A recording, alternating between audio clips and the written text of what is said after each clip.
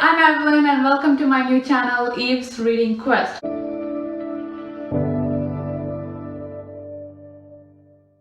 So I have decided to start my channel off by doing a spoiler-free book review on An Enchantment of Ravens by Margaret Rogerson. This is her debut novel and I believe it came out in 2017. So without further ado, let's just get straight into the book review. An Enchantment of Ravens is a young adult fantasy/romance novel. It's about this human girl named Isabel, and she lives in this town called Whimsy. And this town is always in a constant state of summer. Isabel is a 17-year-old prodigy. She's great at painting, and a lot of her patrons are the fair folks who comes to her to have their portraits painted. Now, the fair folks in this book is very similar to the classic fays from fae folklore and fae mythology. For example, they cannot lie, iron is mortally dangerous to them, they're immortal, they're very vain and arrogant, they appear really beautiful and perfect, but that's just their glamour. In reality, they're really hideous, or in this case, monstrous. But the main concept of the fair folks in this book is that they cannot create. That is, anything that we humans can make, for example, dressmaking, baking, painting, or even the most mundane thing like writing a book, the fair folks in this simply cannot do that. It's dangerous to them. Anything that we humans create, the fair folks call it the craft, with a capital C. The fair folks in this book especially put a high value on Isabel's craft of painting because she makes portraits, and as I said, the fair folks are really vain and they love looking at portraits of themselves. Now, just as I mentioned, a lot of fair folks come to Isabel to have their portraits painted, and they pay her in enchantments. Now, these enchantments you can ask them anything, like make me young forever, make me rich, or whatever. But the thing is, these fair folks are really tricky beings. And if you don't word this enchantment correctly and precisely, they might end up being your undoing. So for this reason, Isabel is very cautious of them and she never asks for any grand enchantments. Isabel usually sticks to simple enchantments such as let my hens lay 6 eggs every week or stuff like that. So one day, one of Isabel's most trusted patrons tells her that Prince Autumn is coming to her to have his portrait painted. Prince Autumn's name is Rook and he comes to her. They have a few sessions and she paints his portrait. Now things start going downhill when he reveals his portrait in front of the whole autumn court and everyone sees sorrow painted into his eyes. Now Isabel just painted him as she saw him. She meant no harm. But among the fair folks, strength is everything. If a fair folk shows weakness, the other fair folks will kind of try to take over his or her position. And for someone like Rook, who's the prince, that's a big no-no. This whole incident makes Rook really furious and he basically stomps over to Isabel's house and kind of kidnaps her to stand trial for her crimes at the Autumn Lands. And so begins their journey through the Fairlands. Now the Fairlands is kind of separated from the human world and any human that's gone into the Fairland has never returned. Rook and Isabel are constantly attacked by various monsters and other things, and they face a lot of difficulties throughout their journey, and they end up kind of having to depend on each other. Somewhere along the line, they fell in love. I have no idea how it happened. It was definitely an instant love situation here. Like 1 second they were ignoring each other and then next second they were in love. It just happened. I do not know how, why, or when. Also, Isabel and Rook have very little chemistry. But that being said, when I was reading this book, I really felt like I was reading a fairy tale with the right amount of humor in it. Well, it was like reading a dark fairy tale for young adults and adults. You know, there are There's a prince in it, there is forbidden love, there's magic, there's pretty dresses, there's a masquerade ball, and well, I don't really want to say Isabel is a damsel in distress, but Rook does end up saving her a lot. But you gotta remember, Isabel is just an ordinary girl. She's not physically strong, especially now that she's kind of thrown into this fair folk world and she has to face all these monsters. All things considered, she's pretty brave. She's actually quite courageous. You know, she always stands her ground and she always does what she can to help Rook. Also, between Rook and Isabel, she's definitely the smart one.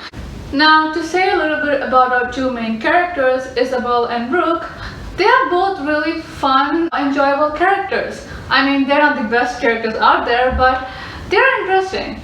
Isabel is really smart and she proves this quite often in the book. She's always coming up with these great plans throughout their journey, and she's smart enough to outsmart the fair folks who are, as I said, tricky beings. Also, for an ordinary human girl, Isabel is pretty brave when she's faced with danger. Throughout their journey, I mentioned this before, they face various different monsters and she always stands her ground and acts tough, and she helps Rook in whatever way she can.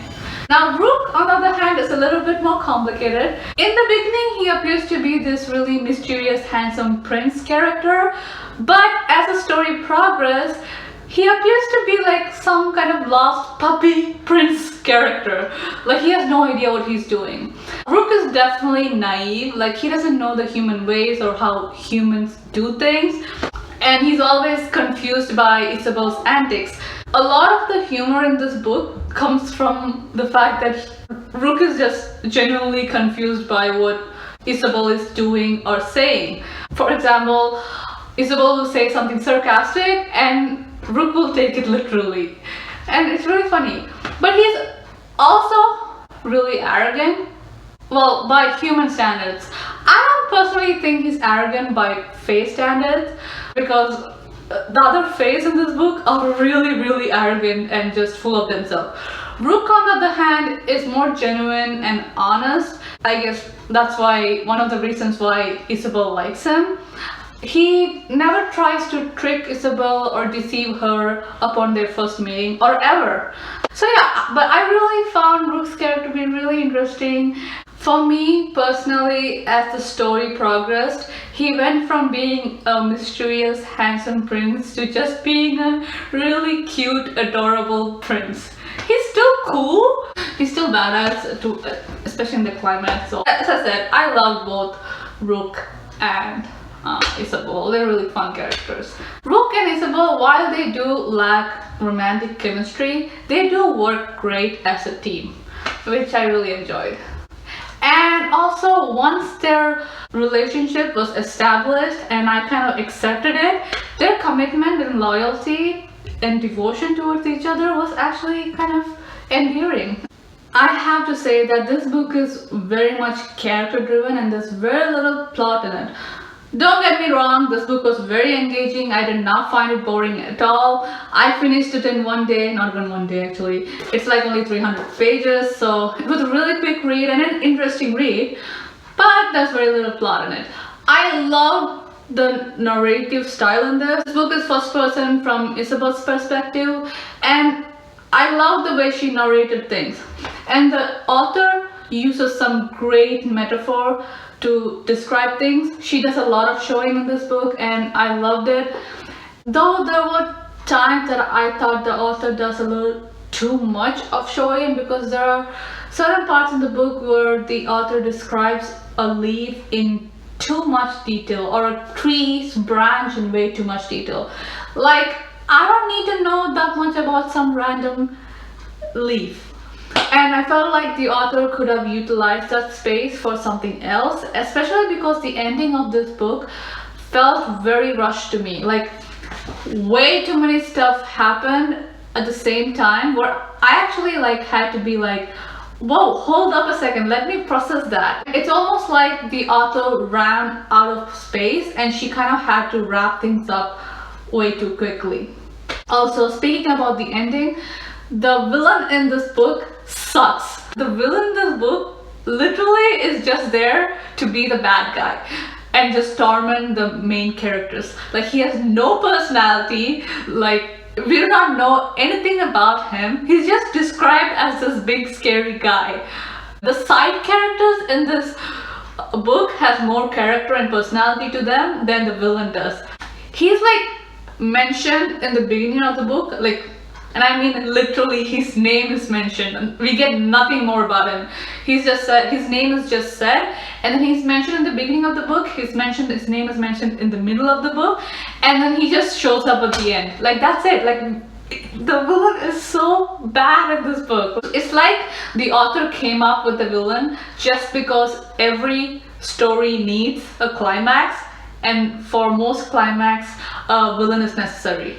I don't even know how to feel about the villain, whether I like him or not, because there is literally nothing to go on about him. That's how little we know about the villain. He is just there to be the bad guy and kind of push the climax forward. That's it. Also, when I finished reading this book, I was left with more questions than answers. There are so many parts in this book where the author introduces an idea and just leaves it. She never explains it. This is something I really found upsetting about this book. And I don't mean like some random idea. No, these are important ideas and like key concepts in the book. And I was so sure that she's gonna explain it because it plays a major role in the book of moving the plot forward.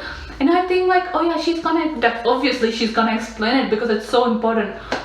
And I'm waiting for her to explain it, but she never does. She just left it as it is, and this is so upsetting to me. And it's just not one or two things. It's a few things that's an idea she introduces, a concept that she talks about, and just be like, oh well, yeah, that's just how it is. She never gives anything to us to go on about what was that about. Like, I have so many questions when I finish reading this book. All that being said, as I mentioned before, I did enjoy reading this book. It was an interesting read. It kept me engaged and the characters were great and all that. But because, as I said, when I finished reading this book, it left me with way too many questions than I would like. And also because the romance in this made very little sense to me. And that's why I'm gonna rate it a 3 out of 5. So that was the book review for An Enchantment of Ravens by Margaret Rogerson. I hope you enjoyed this video and thanks for watching.